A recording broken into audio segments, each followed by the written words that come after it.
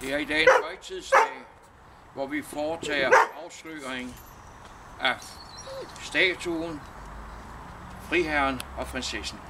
Og dette stå som minde til evig tid. Samfundets tak. Værsgo at afsløre.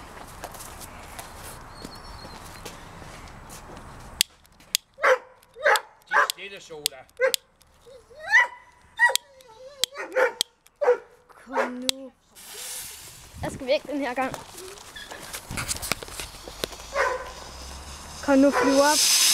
Nej. Shit.